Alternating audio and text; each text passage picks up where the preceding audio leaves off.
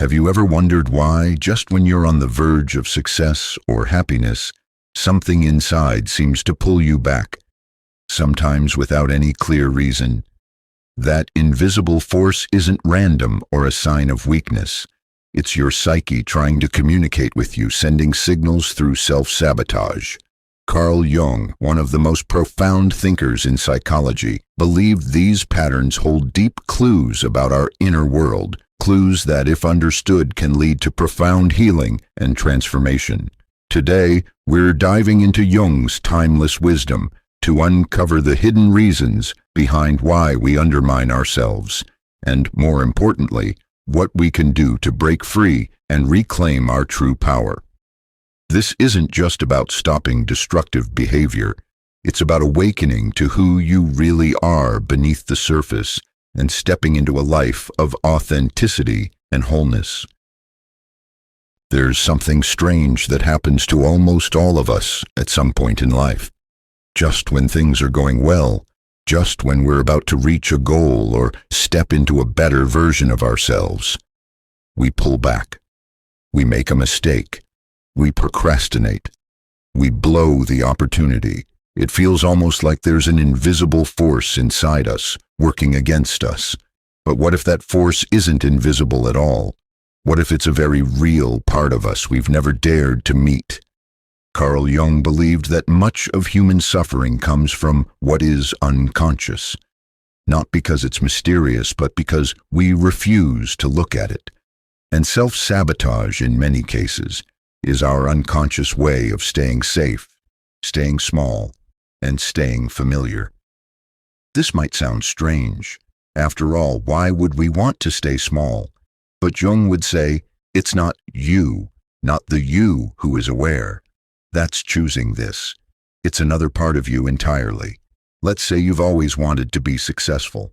Maybe launch a business, publish a book, or simply speak up more confidently in your relationships. But every time you move in that direction, you hesitate. You hesitate because deep down, there's a fear that success might change how others see you. It might separate you from your old identity. Or worse, it might expose you to failure. And the mind, especially the unconscious mind, doesn't like that.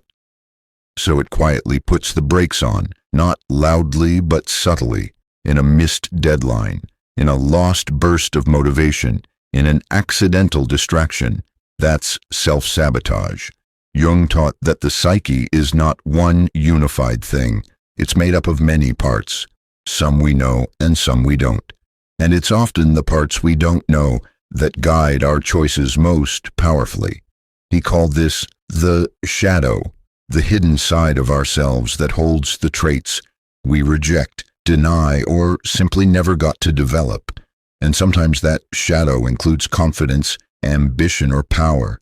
Why? Because maybe we were taught growing up that being powerful was selfish, or that ambition was dangerous, or that we weren't good enough to shine. So we pushed those parts down, but they didn't disappear. They just became unconscious. And the unconscious isn't passive. It doesn't just sit there. It acts in dreams, in slips of the tongue, and yes, in self-sabotage. Jung would say that the part of you that holds back isn't trying to ruin your life. It's trying to protect you. It thinks it's keeping you safe. Safe from rejection, safe from disappointment, safe from becoming someone you secretly fear. But here's the twist. Until you make that part of yourself conscious, it will keep running the show from the shadows. Think about it like this. You're driving a car, but there's a second steering wheel hidden beneath yours, and it's being turned by a part of you you've never met. That's what unexamined self-sabotage is like. It's not weakness. It's not laziness. It's misdirected protection. Jung once said, "Until you make the unconscious conscious, it will direct your life, and you will call it fate." That's exactly what self-sabotage looks like when we don't explore the real reason behind it. It feels like fate, like bad luck, like I always mess things up. But when we stop and ask, what part of me is doing this, and why, we begin the most important work of all. Self-discovery. This isn't about fixing yourself. Jung never spoke about self-improvement in the modern surface-level way. He spoke about integration, the process of bringing all parts of the psyche into awareness so they can work together rather than against one another. That includes the part of you that's afraid of success or fearful of your own strength. So why do we keep getting in our own way? Because we don't yet know all the parts of us that are walking this path. But the moment we choose to turn inward, not to fight those parts, but to listen to them, we begin to reclaim our power. Not the kind of power that dominates, but the kind that aligns, the kind that heals, the kind that creates real transformation. And that, Jung would say, is the first step to ending self-sabotage. Not by forcing yourself to do better, but by understanding who, deep down, is holding you back and what they truly need. Self-sabotage is rarely loud. It doesn't usually come crashing into your life with flashing lights and dramatic choices. It whispers. It hides behind logic. It feels like being realistic or just not ready. But what it really does is slowly eat away at your confidence, your goals, and your growth, all without you realizing it's happening.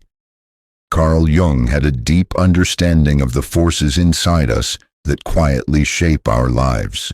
He saw the human psyche as a living system, made up of layers of consciousness, memory, emotion, instinct, and unacknowledged truth.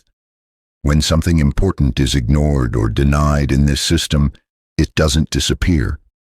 It gets buried in the unconscious where it still has power. That's where self-sabotage is born. Imagine a person with incredible talent. They dream of starting something of their own. A channel, a book, a movement. But every time they make progress, something stops them. They procrastinate, they doubt themselves, or they take actions that sabotage the very thing they say they want. On the surface, this looks like a lack of motivation, but underneath, something far deeper is happening. Jung believed that unresolved inner conflicts, the kind we aren't even aware of, often show up in the form of behaviors that don't make sense to us. Self-sabotage is one of those behaviors. It's not just a bad habit, it's a symptom of a deeper psychological split. This split often begins early in life. We are born whole with many different potentials, but slowly we're taught which parts of us are acceptable and which are not. Maybe we were praised for being obedient, but scolded for being assertive. Maybe we were loved for being helpful, but shamed for expressing anger. So what did we do? We hid those parts of ourselves. The powerful ones, the loud ones, the daring ones. We created what Jung called a persona, a mask we wear to survive and be accepted by others. But the parts we hid didn't go away. They became part of what Jung called the shadow. And the more energy we use to hide that shadow, the more likely it is to find sneaky ways to express itself. Like through self-sabotage. Take fear, for example.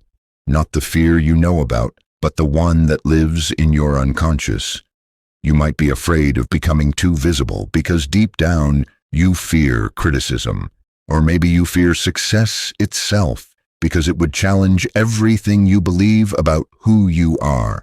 That fear becomes a silent director of your life. It tells you to stay quiet, stay safe, stay small. So even when you consciously want something, love, success, creative expression, your unconscious might be working just as hard to block it. It doesn't hate you, it's trying to protect the version of you that was once hurt, rejected, or shamed. But until you bring that protective mechanism into the light of awareness, it will keep running in the background, ruining your chances quietly and efficiently. What makes self-sabotage so powerful is that it often disguises itself as logic. You say, "It wasn't the right time," or "I'll try again next year." But inside, part of you knows, you were afraid. You backed away because the path ahead asked you to become someone new, and you weren't ready to let go of the old you. Jung emphasized the importance of inner work, of turning inward and facing the parts of ourselves we'd rather avoid. That's where healing begins, because when we understand why we sabotage ourselves, we can stop blaming ourselves and start transforming the pattern. The real danger of self-sabotage is not just the missed opportunities, it's the slow erosion of self-trust. Every time you turn away from what you truly want, part of you stops believing in your ability to have it. That's why this isn't just about motivation or productivity, it's about identity, it's about wholeness. To break the cycle, you don't need to fight harder, you need to listen more closely. What is your sabotage trying to tell you? What is it protecting? And what would happen if you gently brought that part of yourself into the light? Jung would say, when we welcome the shadow into awareness, it stops controlling us. We become more than just a collection of fears and habits. We become whole. And in wholeness, self-sabotage loses its power because every part of us is finally working in the same direction. One of Carl Jung's most powerful insights, and one that completely changes how we understand self-sabotage, is that the human personality is not a single unified identity. You are not just you. You are a collection of selves, many of which you've never even met. Some are visible, others are hidden, some you're proud of, others you've rejected or never even noticed, and yet all of them are real. All of them influence your behavior. Jung saw the psyche as a complex system made up of many parts: the ego, your conscious sense of self; the personal unconscious, forgotten memories, repressed emotions, and denied traits; and the collective unconscious, the deep inherited patterns shared by all of humanity. At the center of this inner universe is not the ego, but something far deeper, the self. The totality of who you are, including all your conscious and unconscious elements. This means you're not a fixed identity. You are a psychological ecosystem. And when parts of that ecosystem go ignored, denied, or repressed, they don't disappear. They act independently, so like actors who refuse to follow the director's script. This is why self-sabotage feels like something you can't control. In a very real way, it isn't being controlled by your conscious self. It's coming from another part of your psyche with its own logic and purpose. Let's imagine your ego, the part of you that you know, is trying to grow. You want to take risks, express your creativity, or start something bold. But another part of you, hidden deep in the unconscious, has been shaped by years of fear, rejection, or trauma. That part believes visibility is dangerous, that people won't accept the real you, that failure will hurt too much. These beliefs aren't always loud, but they shape behavior from beneath the surface, and they can create massive inner conflict. Jung didn't believe we should defeat the parts of ourselves that resist growth. He believed we should integrate them. That means acknowledging and understanding these inner voices instead of denying them. Because the more you deny a part of yourself, the stronger it becomes in the unconscious. It starts acting without your permission, often in the form of resistance, anxiety, or repeated mistakes. Another key idea Jung introduced was the concept of complexes. A complex is a cluster of emotions, thoughts, and memories organized around a certain theme, like failure, abandonment, or not being good enough. Complexes form early in life and can stay active for decades without your awareness. When something triggers them, they can take over your behavior.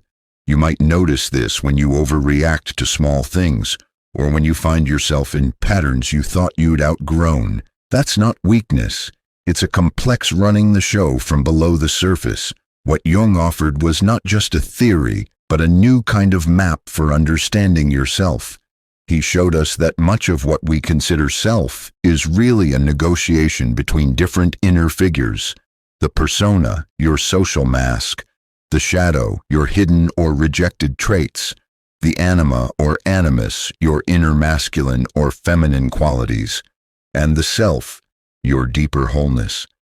Each of these parts wants something different, and unless we bring them into conscious dialogue, we end up feeling torn, lost, or stuck without knowing why. This is why self-sabotage can feel so confusing. One part of you says, let's grow. Another part says, stay safe. And without realizing it, you obey the part that screams from the unconscious, because you haven't yet learned how to hear it clearly. Jung believed that healing happens through individuation, the lifelong process of becoming your full self. That doesn't mean becoming perfect. It means becoming whole, bringing together all your parts, even the uncomfortable ones, especially the uncomfortable ones. So when you catch yourself sabotaging your own progress, don't just ask, why am I doing this? Ask instead, which part of me is doing this, and what does it want? That question changes everything. It opens the door to inner awareness. And once you start to see the multiple selves within you, you stop treating yourself like a problem to fix, and start relating to yourself as a system to understand. You are not just one person, and that's not a flaw. It's your depth, your richness, and your power. Understanding that is the beginning of real change. Every human being has a shadow, not the kind that follows you in sunlight, but the psychological kind that follows you through your entire life, quietly shaping your thoughts, emotions, and decisions. Carl Jung introduced the concept of the shadow to describe the parts of ourselves we hide, reject, or simply don't want to acknowledge. It's everything you're not comfortable being, but still are, deep down. The shadow includes traits that feel negative, like jealousy, anger, laziness, or selfishness. But, and this is something people often miss, it also includes positive traits that you've disowned. Ambition, creativity, power, sensuality, or confidence. These parts are not gone. They're just buried, locked away in the unconscious, because somewhere along the way, you learned they were unacceptable.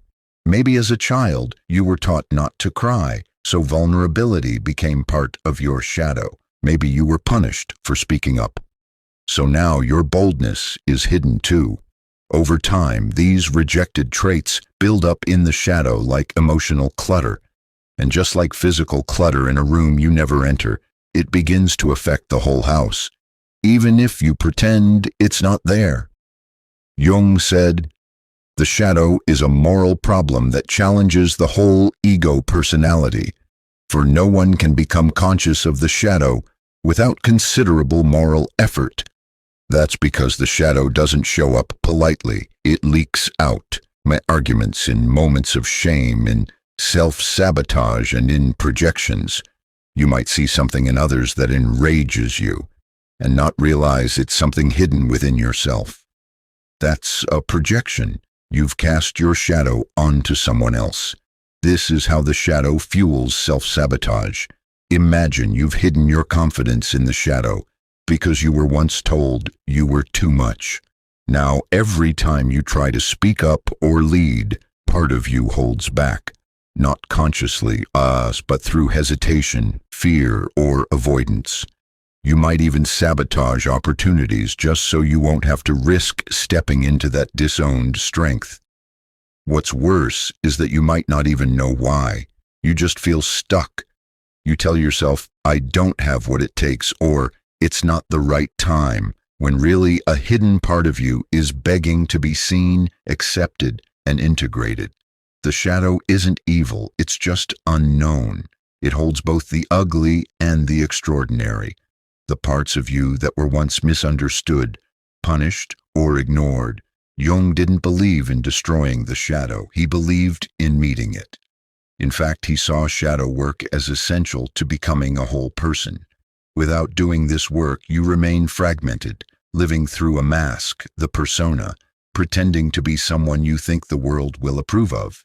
But deep down, the parts you've rejected keep trying to return. And if you ignore them long enough, they come back in destructive ways. Broken relationships, burnout, anxiety, or repeated failures. Meeting your shadow takes courage. It means sitting with the uncomfortable emotions that rise when you see a part of yourself you'd rather avoid. But in that confrontation is a gift: liberation. Because once you've seen your shadow, it can no longer control you from the dark. You can begin to understand its messages, its fears, and its needs. You can give it a voice, not to let it dominate you, but to finally give it a seat at the table. Jung saw the shadow as the doorway to transformation. He believed that if you had the strength to face it, you would uncover the raw material needed for deep personal growth. Inside the shadow is your realness, your depth, and your power. Not the polished, acceptable version of yourself, but the full, complicated human you truly are. So if you've ever felt like something inside you keeps holding you back, it might be time to look into the mirror of your inner world. Not to judge, not to shame, but to see. Because what you find in the shadow might not be a monster. It might be the most powerful part of you, waiting to be welcomed home. Carl Jung introduced the concept of the persona to explain a critical part of human behavior: the mask we wear in public. The persona isn't fake, it's not a lie. It's the version of ourselves we create to function in society, the face we put on to be accepted, approved of, or understood. Think of it as your social armor. It helps you play the roles the world expects from you: student, parent, leader, helper, achiever. But here's the problem: the persona is not your full self. It's only a fragment, the most acceptable, polished, and controlled version of you. The more energy you pour into maintaining the mask, the more disconnected you become from your authentic self. Over time, people often forget that the mask isn't who they are, and this disconnection becomes fertile ground for self-sabotage. Let's say your persona is the calm one, the one who never complains, always smiles, always holds things together. That becomes your identity. You feel safe in that role. But what happens when life demands that you speak up, express frustration, or say no? You'll feel resistance. Not because you're incapable, but because those actions threaten the image you've built. The fear isn't always logical, it's emotional. Somewhere inside, a part of you fears that dropping the mask, even for a moment, could lead to rejection, criticism, or loss of control. So instead of taking the risk, you sabotage. You stay silent. You hold back. You stall your own progress just to protect the mask. Jung warned that when people over-identify with their persona, they become shallow, not because they lack depth, but because they've buried their depth behind a carefully maintained facade. This is often praised in society. We're taught to be professional, put together, likable. But at what cost? When the persona becomes too rigid, it traps you. It doesn't just hide your flaws. It hides your strength, your wildness, your creativity, your truth, and self-sabotage becomes a strategy to keep you in line with that old identity. The unconscious message is, don't grow too much, don't stand out, don't be too real, or the mask might crack. Let's take an example. You want to start sharing your art online, but your persona is the responsible one. The practical, no-nonsense person who always follows the rules. Expressing creativity feels risky, so instead of posting, you procrastinate.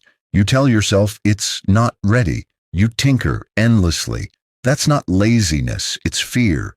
Fear that your authentic expression might conflict with your socially approved image. This tension between the persona and the real self creates inner conflict. And that conflict is what drives much of our self-sabotaging behavior, because any step toward authenticity can feel like a threat to the identity you've built your life around.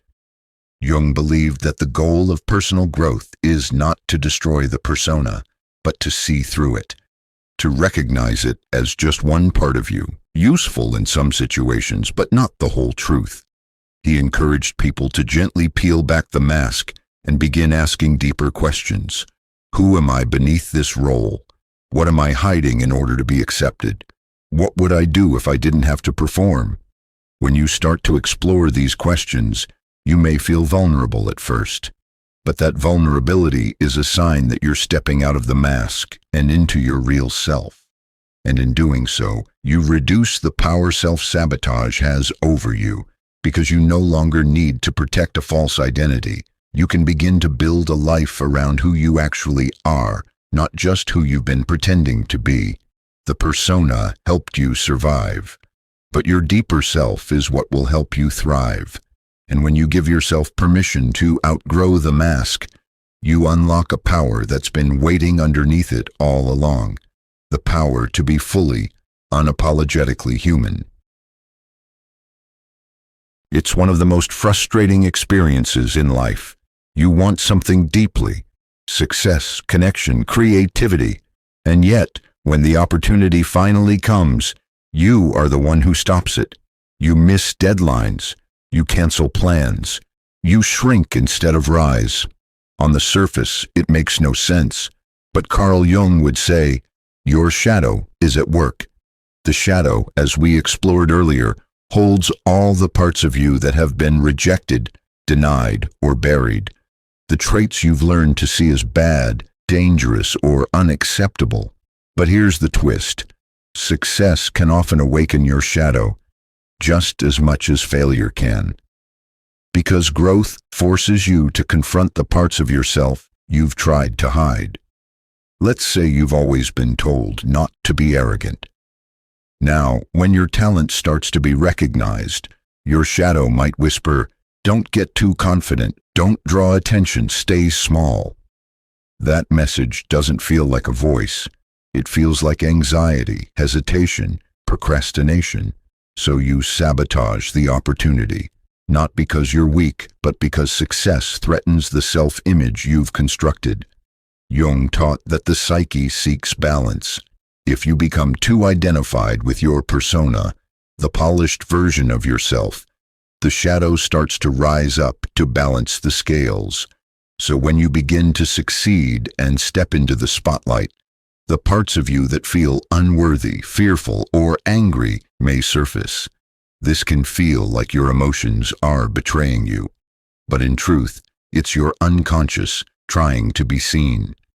Here's another way it plays out. Many people carry a hidden belief that they are not enough. This belief might come from childhood wounds, rejection, or trauma. It stays buried, quiet, until life begins to prove it wrong. Suddenly, people admire you, they praise your work. Opportunities arrive, and instead of celebrating, you feel exposed, fraudulent, guilty. That's imposter syndrome, and it's a classic sign of the shadow resisting success. The truth is, success isn't just about achievement, it's about expansion. It asks you to step into a bigger version of yourself, and that threatens every outdated belief you've held on to. The shadow doesn't care about your goals. It cares about survival. And if it believes your growth could lead to rejection, judgment, or emotional pain, it will pull you back with everything it's got. Jung would say this, self-sabotage isn't failure, it's communication. Your unconscious is sending you a message. Something inside is not yet integrated. Maybe it's a fear of visibility. Maybe it's guilt about surpassing your family's expectations. Maybe it's an old belief that says you don't deserve ease or joy. Until that part is acknowledged, it will keep working against your conscious desires. The key, then, is not to beat self-sabotage, but to dialogue with it. Ask yourself, what does this sabotage protect me from? What belief is hiding underneath this fear? What part of me feels threatened by this success? When you slow down and listen, you'll find that self-sabotage often arises from pain, not laziness or stupidity. That pain needs your attention, not your shame. Because once you bring compassion to the shadow, its grip starts to loosen. It doesn't need to act out anymore. It's been heard. Jung believed that integrating the shadow transforms energy. The very part of you that once blocked your path becomes a source of power, depth, and clarity. When you accept your fear, it turns into courage. When you accept your envy, it becomes inspiration. When you accept your rage, it becomes strength. So if you've been blocking your own success, know this. It doesn't mean you're broken. It means you're being invited inward to meet the hidden parts of yourself that are still afraid. And when you face them, not with force but with understanding, you reclaim your ability to move forward, not as a perfect version of yourself, but as a whole one. And wholeness, Jung would say, is the real foundation of lasting success. Carl Jung introduced the concept of complexes to explain why we sometimes behave in ways we can't understand or control. A complex is like a pocket of intense emotional energy formed by early experiences that lives in the unconscious mind. It's made up of thoughts, memories, and emotions tied to a particular theme, like failure, rejection, abandonment, or not being good enough. And when triggered, a complex can completely take over your behavior. Imagine you're excited about a new opportunity, a job interview, a creative project, a romantic relationship. Everything is going well, but suddenly something small happens. Someone criticizes you, a plan falls through, or you make a tiny mistake, and without warning, you spiral. You start doubting yourself. You feel worthless. You shut down. That reaction might seem irrational, but it makes perfect sense to a complex. Complexes are formed during emotionally charged moments, especially in childhood. For example, if you were constantly told that you had to be perfect to be loved, you may develop a perfection complex. Now, every time you feel like you're falling short, that complex is activated. It's not just that you're disappointed, it's that you feel like your entire worth is on the line. Jung believed that these emotional traps live beneath the surface and can seize control without our awareness. He even said, complexes behave like independent beings. That means they can hijack your thoughts, your reactions, even your body language. You're no longer responding to the present moment. You're reacting to a deep, unresolved wound from the past. This is one of the main reasons self-sabotage happens. You might consciously want to succeed, but a complex buried deep inside you believes success will lead to failure, exposure, or abandonment. So that complex pulls you back, not to hurt you, but to protect you from the pain it remembers. For example, someone with an unworthiness complex might sabotage a relationship as soon as it gets serious, not because they don't want love, but because their complex believes love will end in betrayal, just like it did before. These unconscious patterns are powerful, and they don't respond to logic. You can't just positive think your way out of them. They need to be brought into awareness and integrated. The first step is recognizing when a complex is active. Jung said that if your emotional reaction feels exaggerated, repetitive, or irrational, chances are a complex is behind it. Once you notice it, you can start to separate yourself from the complex. You can say, this isn't all of me. This is a part of me, a wounded part, and it needs attention. The next step is reflection. Ask, where might this pattern have come from? What experience first made me feel this way? What does this part of me believe it's protecting me from? These questions help bring the unconscious into consciousness, which is the goal of Jungian work. Because the more aware you are of your inner world, the less it controls you from the shadows. Jung didn't believe that we had to eliminate complexes. In fact, he saw them as necessary parts of the psyche. Every complex contains energy, and once integrated, that energy can fuel growth, creativity, and depth. But if ignored, it can cause us to live in endless loops, repeating the same mistakes, choosing the same painful relationships, or quitting just before we succeed. To heal a complex is to reparent the part of yourself that was hurt, to offer it understanding instead of judgment. And when that part finally feels seen and safe, it stops acting out. The complex loses its grip. You regain control of your choices. So if you feel like you're stuck in emotional patterns you can't break, know this. It's not because you're weak. It's because something inside you is still trying to protect itself from an old pain. But you're not that helpless child anymore. You have the tools, the awareness, and the strength to face your inner world and to free yourself from the patterns that no longer serve you. Because once you understand your complexes, you stop being a puppet of your past and start becoming the conscious creator of your future. One of Carl Jung's most powerful insights into human behavior was the idea of projection. At its core, projection is a psychological defense mechanism. It happens when we unconsciously take parts of ourselves, especially parts we've rejected or disowned, and see them in other people instead. Let's break it down simply. If you have a trait, emotion, or desire that you don't want to admit to yourself, your mind might push it onto someone else.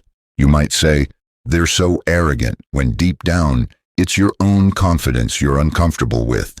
Or, "She's so selfish," when really, you're denying your own need to prioritize yourself. Jung believed that projection is how the unconscious reveals itself, by putting inner material outside, so we're forced to confront it in others. And the most fascinating part? We usually don't realize we're doing it. That's why projection is such a powerful force in relationships, especially when it comes to self-sabotage. Imagine you're afraid of being abandoned, but you've buried that fear deep in your unconscious. Now, in every relationship, you become overly suspicious or anxious. You project your own fear onto your partner. You start to think they'll leave you, even when there's no real evidence. That fear makes you act clingy, defensive, or even push them away. And eventually, the relationship breaks down. That's projection leading to sabotage. Projection doesn't just damage relationships with others. It damages the relationship with yourself. When you keep seeing your fears, flaws, or wounds in everyone else, you miss the opportunity to grow. You stay locked in blame, in judgment, in misunderstanding, always pointing outward instead of inward.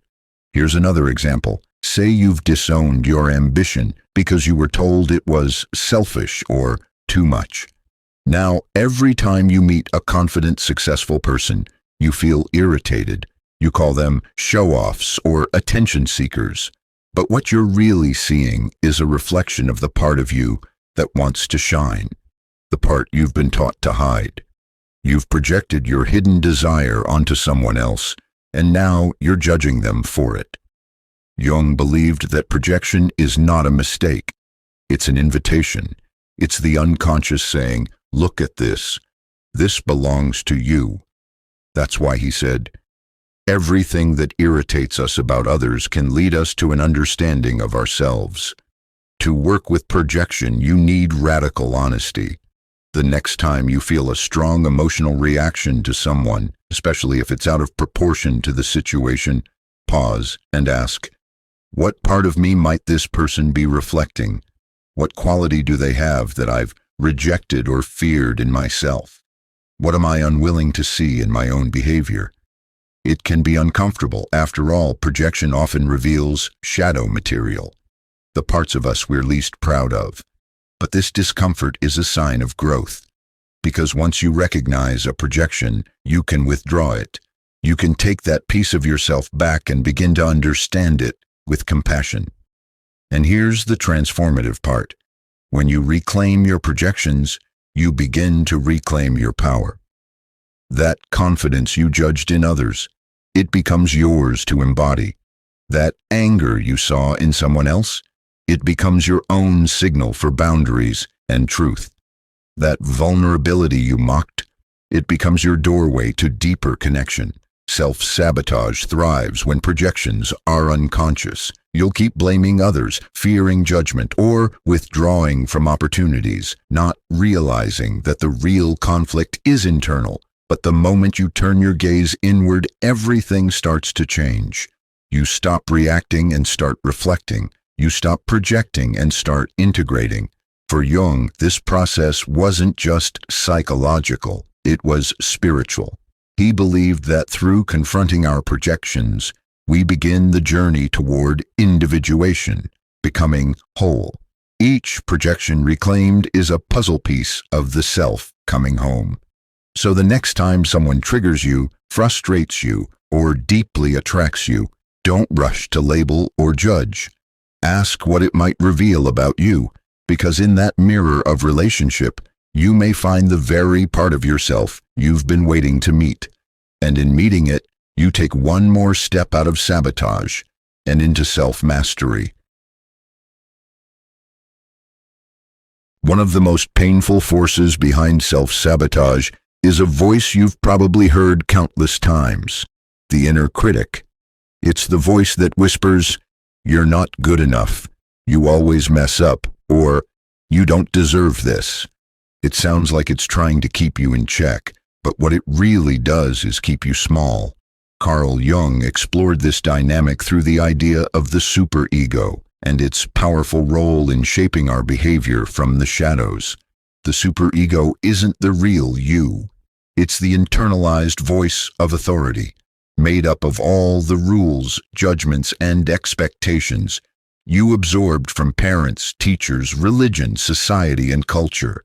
When you were a child, your survival depended on pleasing others and avoiding punishment.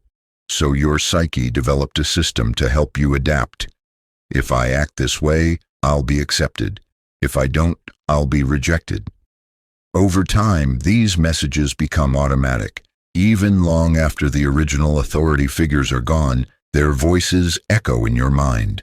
That's the superego, a collection of shoulds and musts that dictate how you live your life. And when you try to break free from those scripts, when you take risks, explore new paths, or express your real self, the inner critic rises to stop you. The inner critic often pretends to be helpful. It tells you it's keeping you safe, keeping you from embarrassment or failure. But Jung would say it's actually defending an old identity, one that may no longer serve you. It's protecting the persona, the mask you wear, not the deeper truth of who you are. And it uses guilt, fear, and shame to keep you in line. Think about the last time you held yourself back. Maybe you had an idea you wanted to share, but you didn't, or a chance to stand out, but you stayed quiet. In those moments, it was likely the inner critic at work, saying, "Don't embarrass yourself. They'll laugh at you," or "Who do you think you are?" Those messages may seem personal, but they're not. They're inherited scripts from your past. Jung believed that growth involves individuation, the process of becoming your true self, separate from the roles and expectations you've been given. But individuation requires confronting the superego and recognizing that not all internal voices are true. Just because a voice is loud doesn't mean it's wise. So how do you deal with the inner critic? First, you observe it. Start noticing when it speaks. What does it say? When does it show up? How does it make you feel? Give it a name if that helps. Make it less invisible and more identifiable. Second, you challenge it. Ask yourself, whose voice is this really? Is this belief actually true? What would I say to a friend who felt this way? When you question the critic, you begin to weaken its hold. Third, you replace it, not with blind positivity, but with compassionate truth. Instead of saying, "I'm such a failure," say, "I'm human and I'm learning." Instead of "I don't deserve this," say, "I'm allowed to grow." This new voice isn't ego-driven. It's balanced. It sees your flaws and your potential at the same time. Jung emphasized that the goal isn't to destroy the superego, but to integrate it. That means acknowledging its presence, understanding where it came from, and then choosing consciously whether or not to follow it. You stop being ruled by the critic and start living from your deeper self. When the inner critic runs unchecked, it fuels self-sabotage. You'll talk yourself out of dreams, relationships, and opportunities before they even begin. But when you face that voice with awareness and kindness, you reclaim your agency. You stop mistaking fear for truth. You stop living in someone else's version of who you should be. The journey to wholeness, according to Jung, isn't about perfection. It's about acceptance. And when you accept yourself, even the parts the inner critic tries to shame, something powerful happens. You no longer need to shrink, perform, or hide. You can finally begin to live, not from fear, but from freedom. At the core of Carl Jung's psychological philosophy is a powerful and transformative idea called individuation. It's more than just personal growth. It's the process of becoming your true self, of integrating all the parts of your psyche into a whole, balanced identity. And when it comes to understanding and healing self-sabotage, individuation offers a complete roadmap. Most people live through what Jung called the persona, the mask or social identity we wear to fit in, to be accepted, to function in society. It's not fake, but it's also not the whole story.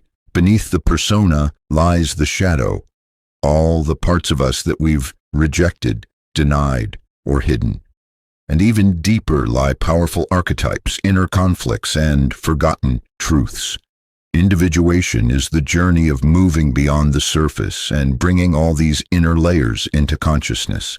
So how does this relate to self-sabotage? Self-sabotage often occurs when parts of the self remain split, disconnected, or suppressed. You may have an unconscious fear that's working against your conscious goals, or a shadow trait you haven't acknowledged that keeps disrupting your plans, or a powerful voice from the past, the inner critic, that keeps you trapped in old behaviors. Individuation isn't about eliminating these parts. It's about meeting them. It's about turning inward, becoming honest with yourself and saying, I see this fear, I see this wound, I see this strength I've been too afraid to own. Through this inner dialogue, you begin to reclaim all the parts of you that have been exiled, and in doing so, you stop fighting against yourself. Let's say you constantly sabotage your relationships. Instead of blaming yourself or others, individuation invites you to ask, what part of me feels unworthy of love? Where did that belief come from? Is there a deeper longing I've ignored? These questions don't just analyze the problem. They open the door to integration. The goal isn't to fix yourself, it's to understand yourself. Jung described individuation as a spiral, not a straight line. You don't arrive at your true self once and for all. You keep encountering new layers, new insights, new challenges. Every time you face a fear instead of running from it. Every time you notice a projection and bring it back to yourself. Every time you choose authenticity over approval, you're individuating. One of the key shifts that occurs during individuation is the movement from external validation to inner truth. Early in life, we're conditioned to measure our worth by others' standards, grades, praise, appearances, achievements. But over time, this becomes unsustainable. You may succeed on the outside, but feel empty on the inside. Self-sabotage becomes a signal. Something deeper wants your attention. Individuation is the process of listening. Another crucial element is the integration of opposites. Jung believed that wholeness comes not from being one-sided, but from accepting that you contain contradictions. You can be strong and soft, ambitious and fearful, rational and intuitive. Many people sabotage themselves because they're clinging to only one side of who they are. They're trying to be only good, only productive, only positive. But growth comes from wholeness, not perfection. And here's the beautiful paradox. The more you accept your full self, shadow and light, the less power self-sabotage holds. Why? Because self-sabotage thrives on internal conflict. It feeds on repression, guilt, fear, and shame. But when you bring those parts into the light, they stop needing to act out. They've been acknowledged. They've been heard. Individuation is not easy. It requires courage, reflection, and a willingness to feel discomfort. But it's also deeply liberating. It allows you to move through life with greater clarity, purpose, and self-trust.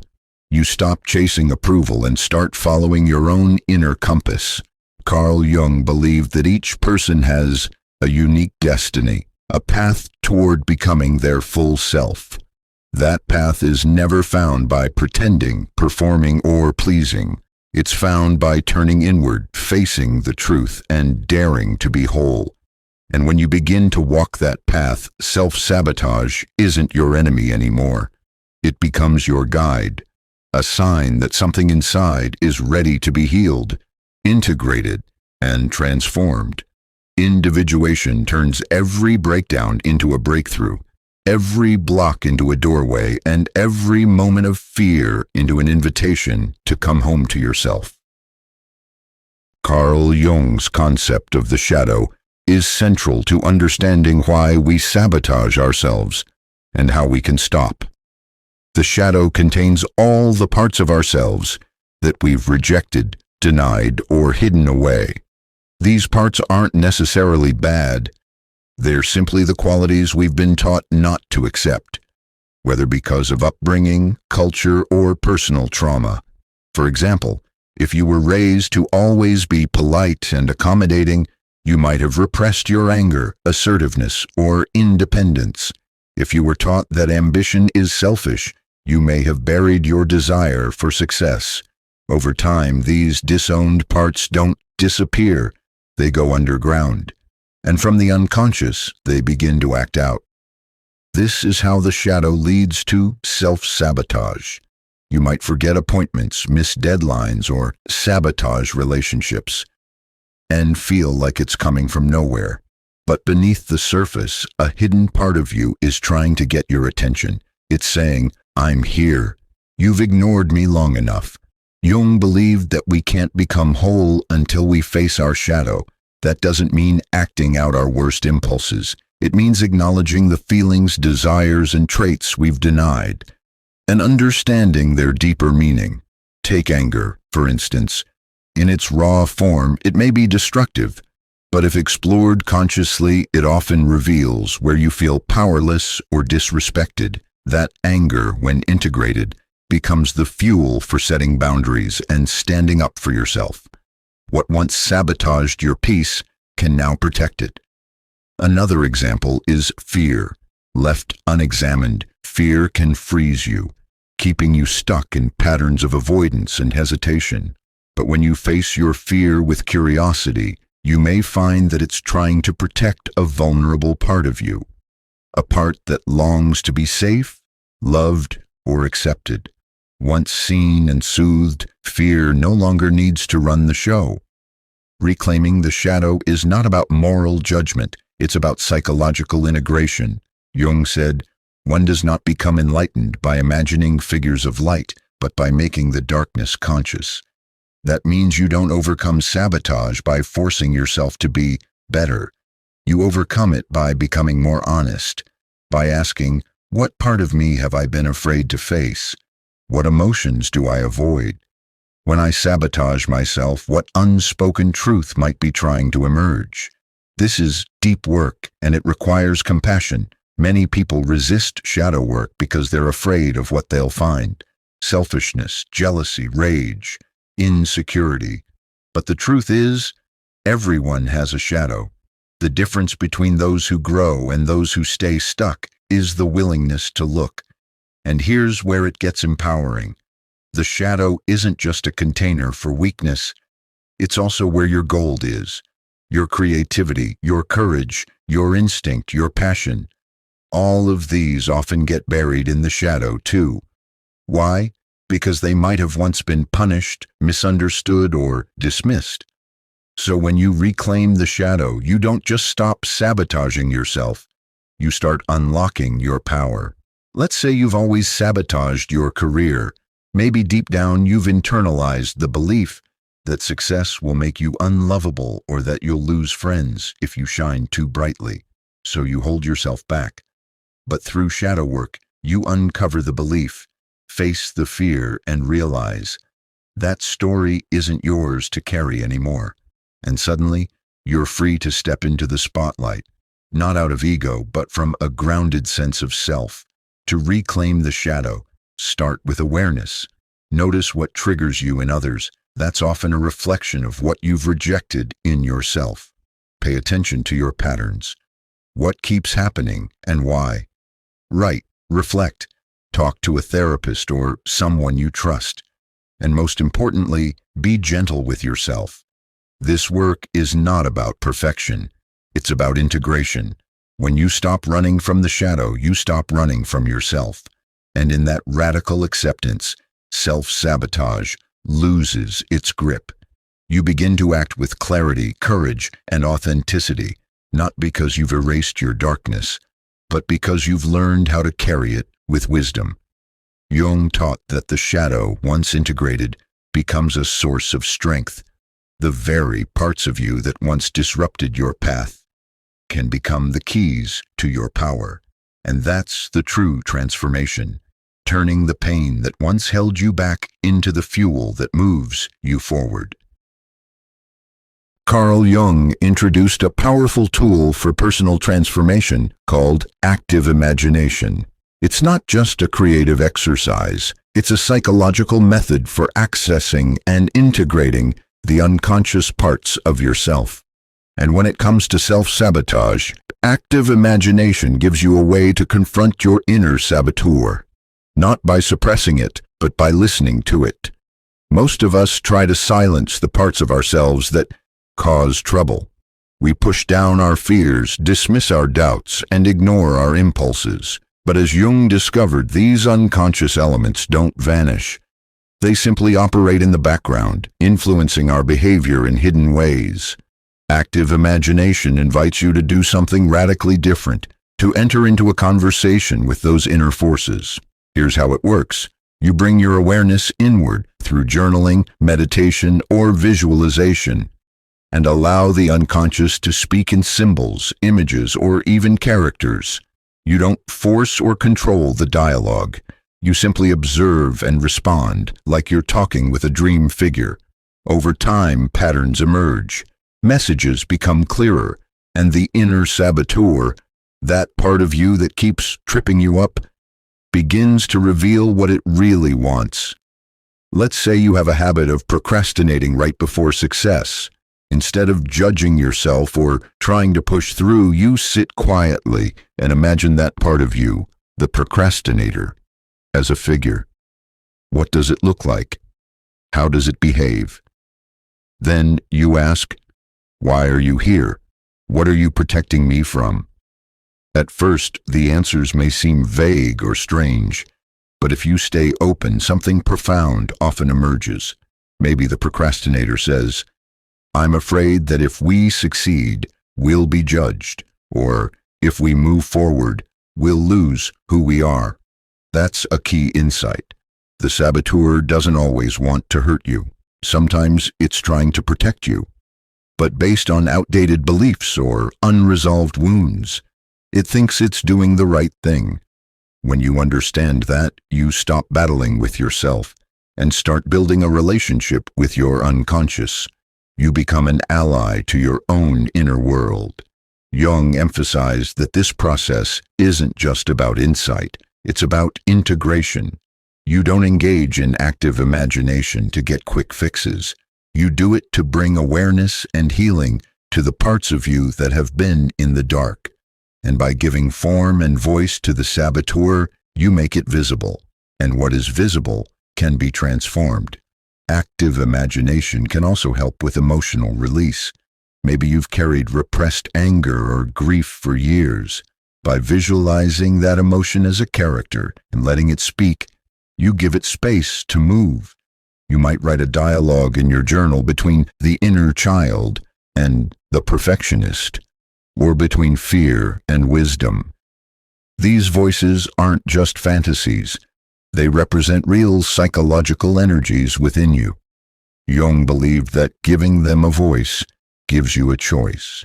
You no longer have to be ruled by them blindly. What makes active imagination unique is its creative nature. The unconscious doesn't always speak in logic. It speaks in metaphor, emotion, image. That's why it's so powerful. It bypasses the rational mind and goes straight to the heart of what you're truly feeling and fearing. But this process also requires maturity. Jung warned that diving into the unconscious without grounding can be destabilizing. That's why this practice should be approached with intention, reflection, and respect. It's not a game. It's a sacred dialogue with the deepest parts of who you are.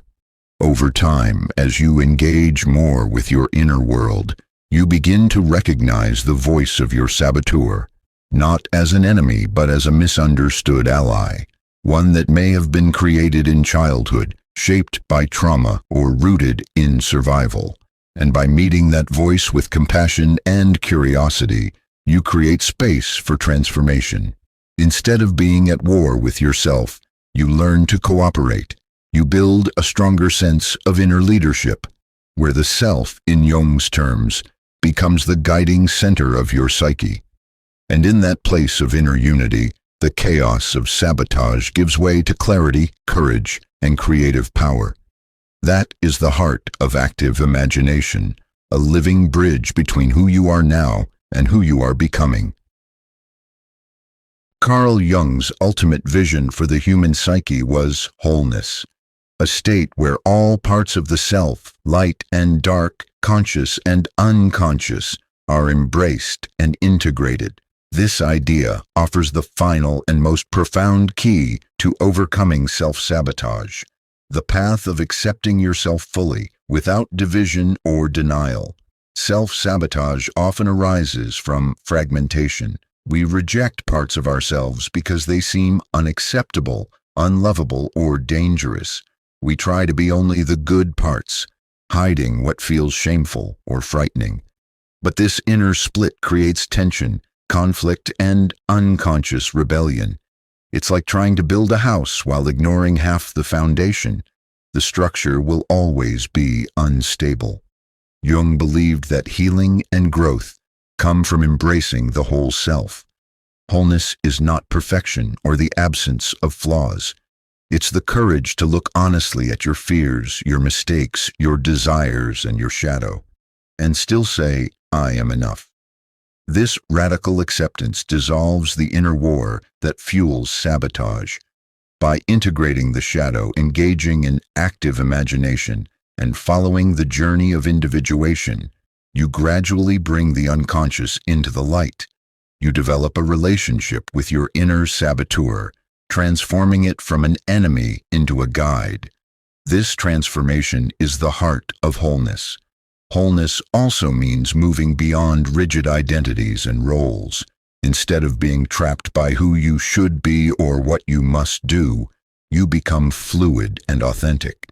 You accept the contradictions inside you, strength and vulnerability, ambition and rest, certainty and doubt, as natural parts of being human. This acceptance creates inner harmony. When your inner world is balanced, your outer life follows. Self-sabotage loses its grip because there's no longer an unconscious need to act out hidden conflicts. Your energy shifts from fighting yourself to creating from a place of clarity and self-trust. Jung described this wholeness as the union of opposites. Just as night and day coexist, so do your inner light and shadow. Embracing both allows you to live more fully and freely. On this path, you discover that your imperfections are not obstacles but invitations to deeper self-understanding and growth. When you stop fighting the parts of yourself that feel broken or bad, you unlock your true potential. In practical terms, embracing wholeness means cultivating self-compassion, curiosity, and patience. It means welcoming your inner saboteur, not with judgment, but with openness. It means recognizing that your journey is ongoing, a dance between light and shadow that leads to greater wisdom. This journey is not always easy. It asks you to face discomfort and uncertainty, but it is also profoundly liberating. It frees you from the cycles of self-doubt and sabotage, guiding you toward a life of authenticity, creativity, and fulfillment. In the end, Jung's message is clear. To stop self-sabotage, you must stop fighting yourself. You must embrace all of who you are, the parts you admire and the parts you fear. Only then can you move forward with true power and peace. Embracing wholeness is the greatest act of self-love. It's the final step on the path from fragmentation to freedom. The real reason you can finally let go of self-sabotage and step into your fullest, most vibrant life.